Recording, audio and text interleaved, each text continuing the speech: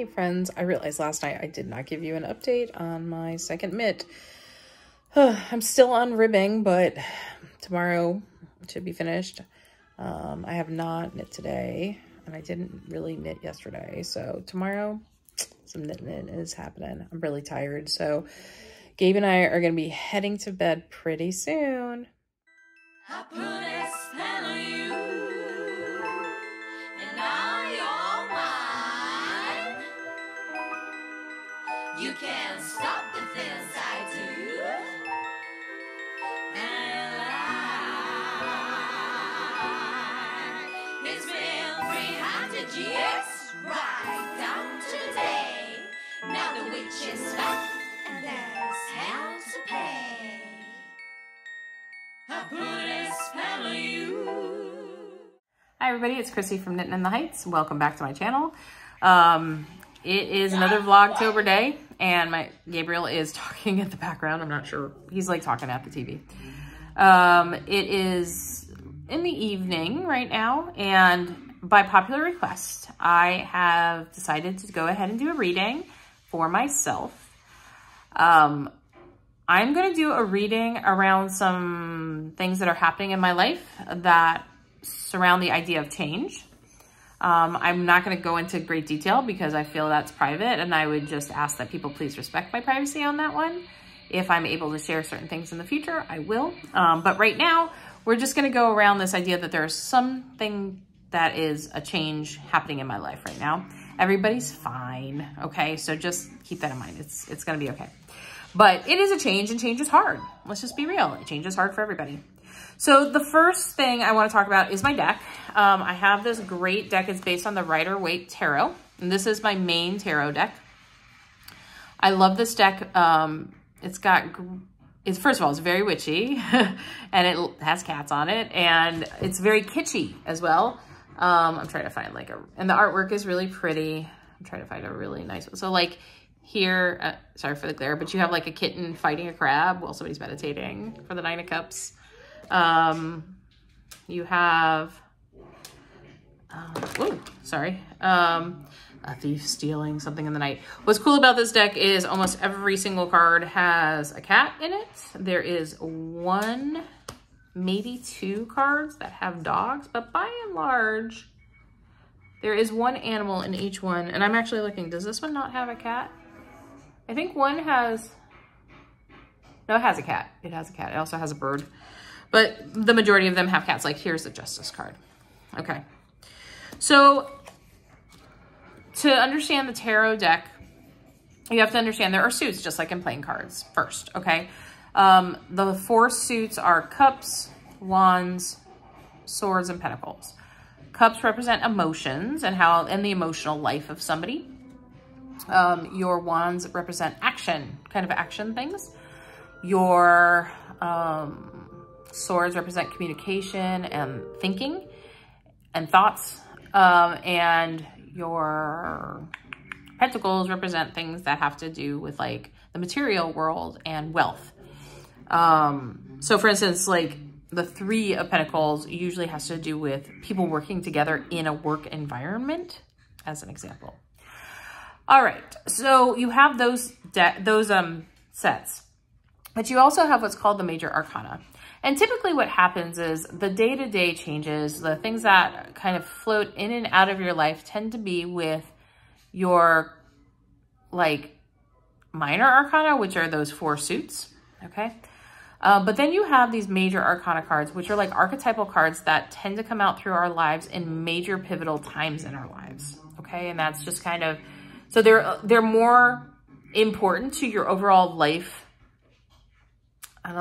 Try to think. I don't want to say like your life I don't want to call it a blueprint in a way because it's not like you can't change it. You can change it, but like just your life story. Okay, so it's like these major pivotal points in a life story. So our first card that I pulled around this change in my life is the Star card.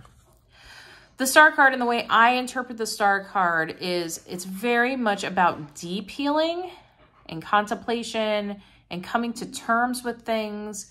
So that you have kind of a deep and innate place in your soul that you are really at one and at peace with everything around you.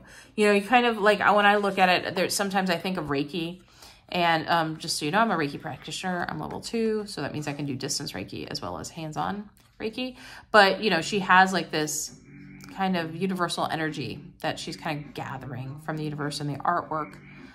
There's also a cat looking at a fish. But she's also surrounded by water. Water also is a great healer.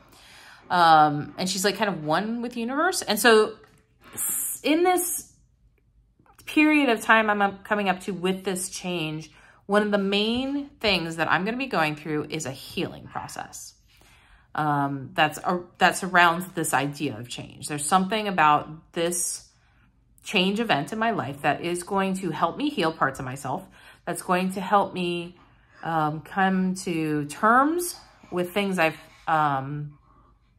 I've experienced, and it's going to help me be ready for the next stage in a very deep spiritual way. Instead of me getting, for instance, like the Ace of Cups, which is also a healing card, this is deeper than that. This is like more kind of, this is a major part of your life to be able to move forward. So that's going to happen. The next card I get is the Wheel of Fortune, which is number 10 in the Major Arcana. Notice they're both Major Arcana cards, which is pretty intense because it just means it's like this is a major life change in my life. So the Wheel of Fortune, like you think it is, it's like you spin the wheel and anything can happen, right? Like it's full of possibilities.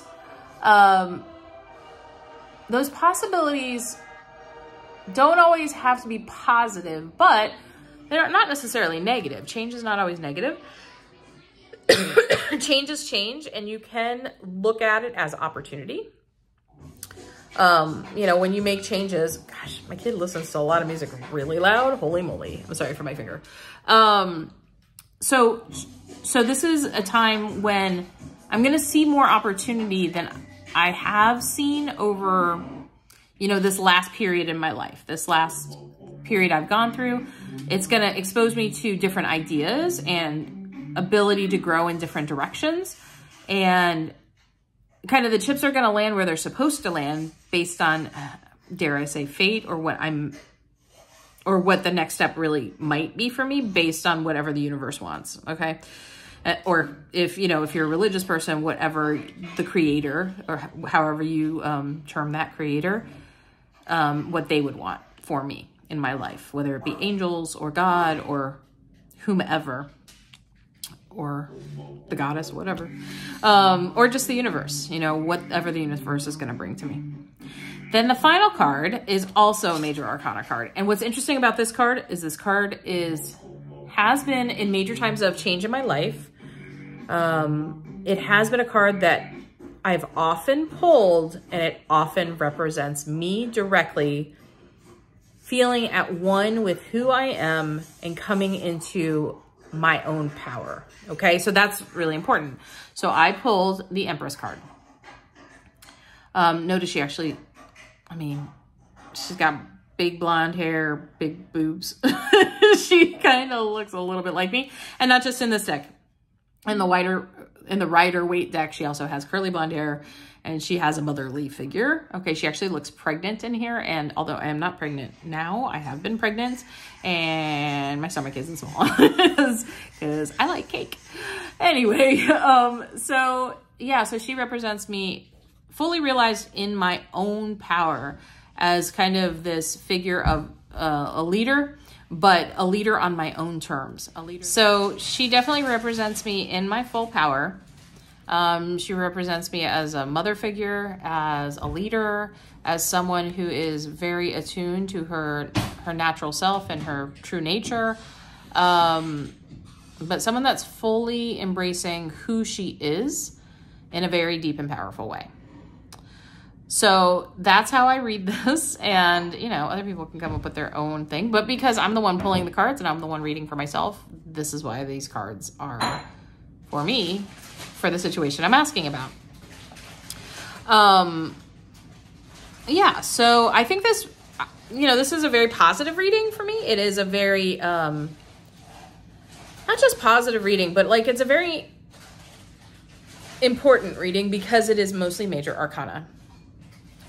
I will say this, earlier today, I was just pulling cards, but I wasn't really paying too much attention, but I was asking questions similar to what I asked, but not exactly the same. And actually, I pulled these two cards in the same order. So that's also very interesting. Sometimes when you ask similar questions, you get similar answers. And I did shuffle, like I totally shuffle. The kind of shuffling I do is like how people normally shuffle cards, not like the typical tarot shuffle, because these are smaller cards. Yes, I know I'm bending the cards. They are a tool. I see them as a tool. I do appreciate the artwork, but they're a tool. They're how I connect with myself and my subconscious to be able to analyze some of my life. It's less about what may happen and more about me kind of analyzing what I'm going through and seeing the positive spin or looking out for challenges and really kind of analyzing the situation I'm in. That's how I use it. I actually use it as kind of like a psychological tool.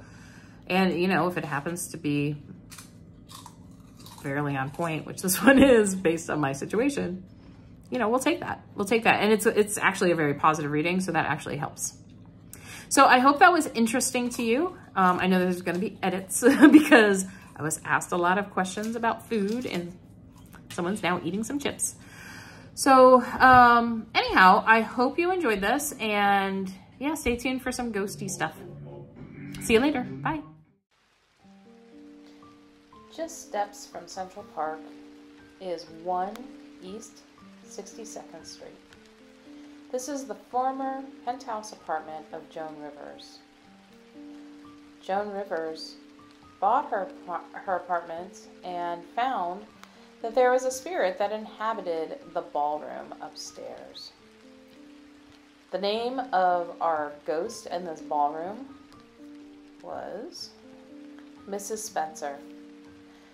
Joan Rivers originally hired a voodoo priestess to actually come and work with Mrs. Spencer to get her exorcised out of the house before she sold it to a Saudi Arabian prince for $38 million.